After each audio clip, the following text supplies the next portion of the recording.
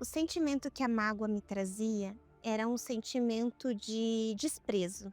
Eu me sentia recorrentemente desprezada, anulada, excluída. Eu era escrava de reações, de sentimentos que me faziam mal.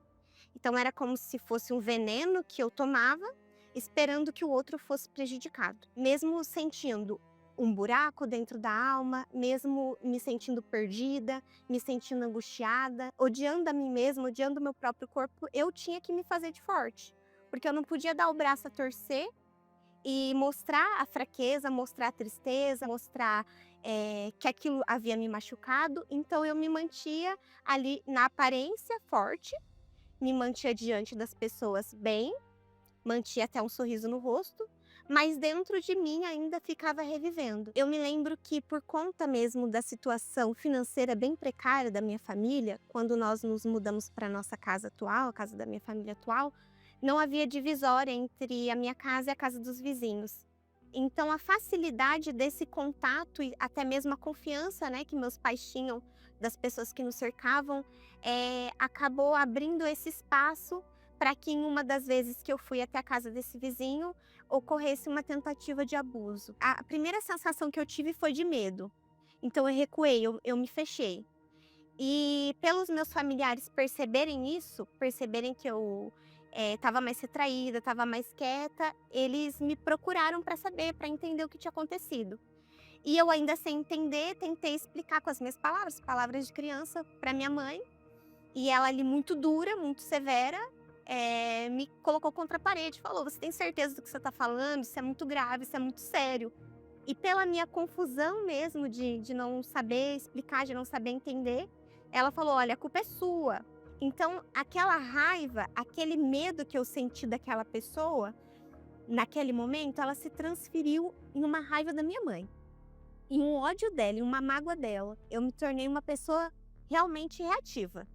Então eu era explosiva, eu era grosseira, eu era descontrolada, fui me envolvendo com rapazes, fui trazendo essas pessoas, esses rapazes, essas más amizades para dentro de casa. Tudo que eu via que provocava na minha mãe uma raiva, uma tristeza, uma decepção, aquilo alimentava. Até as pessoas de casa falavam, né? Essa é a ovelha negra da família, porque eu era aquela pessoa que tinha prazer em fazer o contrário. Até que chegou um ponto da maior vergonha de coisas íntimas minhas serem expostas e chegou ao consentimento da minha mãe, chegou ao conhecimento dela.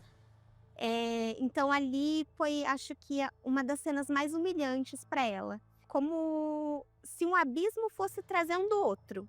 Então tudo que eu queria fazer para prejudicar ela sempre retomava para mim. Então, mesmo eu trazendo para ela vergonha, eu, dentro de mim, me sentia envergonhada. Eu me arranhava, na época não conhecia o que era automutilação, então eu me arranhava muito, eu tinha muito ódio de mim, eu tinha nojo do meu corpo. A depressão que eu vivi não era uma depressão de estar fisicamente em um quarto escuro, mas a minha alma estava nessa escuridão. Meu primeiro contato com a igreja foi através do Força Jovem. E ali, quando eu cheguei, assim, a primeira impressão de imediato foi: que alegria é essa, da onde vem? Dentro de mim, eu senti aquela inveja. Poxa, por que eles sorriem assim? Por que o sorriso deles traz tanta paz? O que será que está por trás dessa alegria, dessa espontaneidade que eles têm? Então ali ficou esse ponto de interrogação.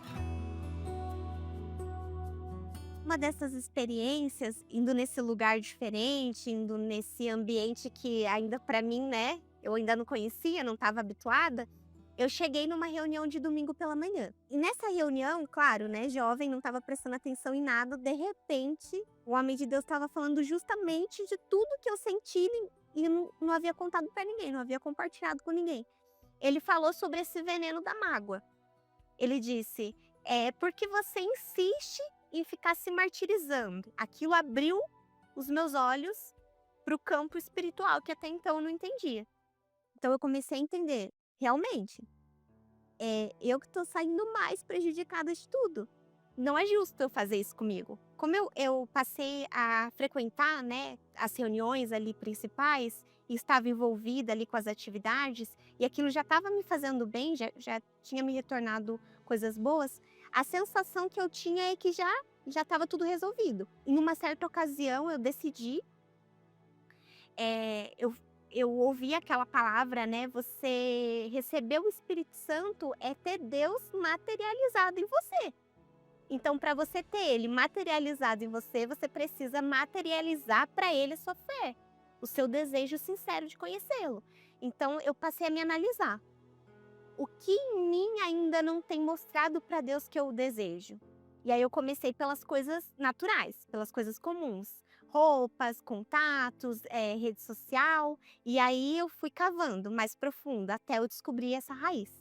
E aí eu falei, não, preciso resolver isso por inteiro, por completo. Então a mágoa era como se fosse para mim um escudo, uma proteção, como se fosse uma armadura. E aí até foi o momento que eu cheguei para conversar com a minha mãe. Foi assim muito forte, porque eu havia muito tempo que não chamava ela de mãe. Mesmo retomando contato com ela, conversa com ela, eu chamava ela pelo nome. E ali, quando eu entrei na cozinha, eu chamei ela de mãe. E ali ela olhou pra mim, os olhos assim brilhando, assustada, como assim, né? Voltou a me chamar de mãe. E ali eu rasguei meu coração pra ela. Eu contei pra ela todas essas sensações, todos esses sentimentos que eu estava guardando, tudo que aquela palavra havia me trazido, mas não no sentido de acusar ela, mas eu queria compartilhar com ela, queria mostrar pra ela que aquilo tudo estava me fazendo mal e que eu não queria mais conviver com aquilo, eu queria pôr um fim naquilo, eu queria pôr um basta. E aí eu pedi perdão pra ela pelas vergonhas, pelas humilhações. Ali, naquele momento que eu perdoei ela, eu senti o perdão de Deus dentro de mim também. Foi como se eu tivesse tomado um banho, mas não era físico, era um banho na alma. O caminho estava livre. Eu já não tinha mais as acusações que me impediam de receber o Espírito Santo. Então eu ainda estava alimentando aquela palavra do altar. Você precisa materializar a sua fé para o Espírito Santo vir sobre você e o reino de Deus se materializar dentro de você. Numa quarta-feira à noite, eu tinha já o costume, na verdade, de ir nas reuniões da parte da tarde, por conta de eu estudar à noite, mas eu resolvi quebrar o protocolo. Falei, não vou fazer nada regrado, vou fazer algo diferente nesse dia especial. E eu fui nessa quarta-feira à noite. Eu brinco que até foram as piores palavras que eu usei para Deus, porque foram as mais sinceras. Eu ali realmente me derramei para ele, eu falei para ele o quanto eu era apegada nas amizades, o quanto eu era apegada nas coisas físicas, nas coisas materiais, na opinião das pessoas. Eu não quero mais adorar de lábios, eu não quero mais honrar o Senhor fisicamente, eu quero honrar de alma. E como que eu vou honrar o Senhor de alma sendo que eu nem te conheço? Eu até falo do Senhor, mas eu falo do que eu escuto. E se o Senhor puder, me acha aqui, por as palavras que eu usei para ele, me acha. Me encontra. E no momento que eu nem imaginava que isso fosse acontecer, que eu abracei o meu próprio corpo ali, ele me envolveu. E quando ele me envolveu, quando ele me abraçou, a primeira coisa que aconteceu foi uma força muito grande. Eu era aquela pessoa desconfiada, eu era aquela pessoa insegura, e naquele momento, uma segurança tão grande me envolveu que eu já não dependia mais de nada. E essa segurança foi me trazendo a paz, a alegria, o amor de Deus. Eu percebi que todos esses anos, tudo que eu vivi, só estava me afastando do verdadeiro amor. Eu achava que eu precisava do amor das pessoas, da compreensão da minha mãe, do respeito, da atenção, mas quando ele me envolveu, eu descobri o verdadeiro amor.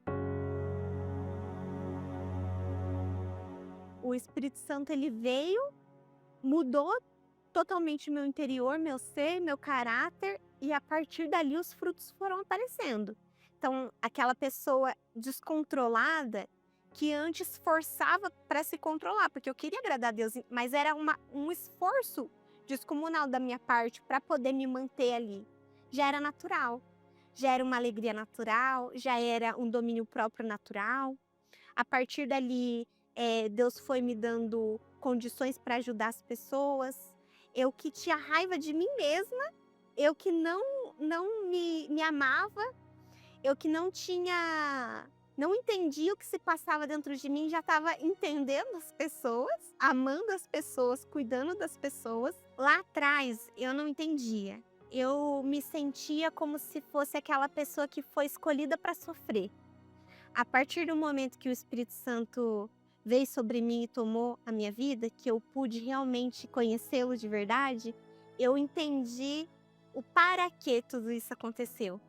Para que hoje eu pudesse ajudar pessoas que sofrem com o mesmo problema que eu sofri, pessoas que também se encontram desesperadas, desacreditadas, desesperançadas. Ele me fez superar tudo isso e hoje ter condições, de olhar para a pessoa e falar: "Para você tem jeito, porque teve para mim".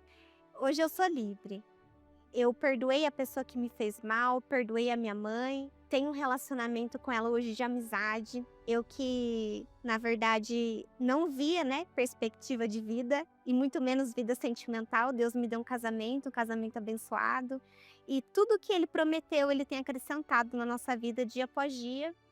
E hoje eu não vivo só os meus sonhos, até porque eu não tinha sonhos. Hoje eu vivo os sonhos de Deus.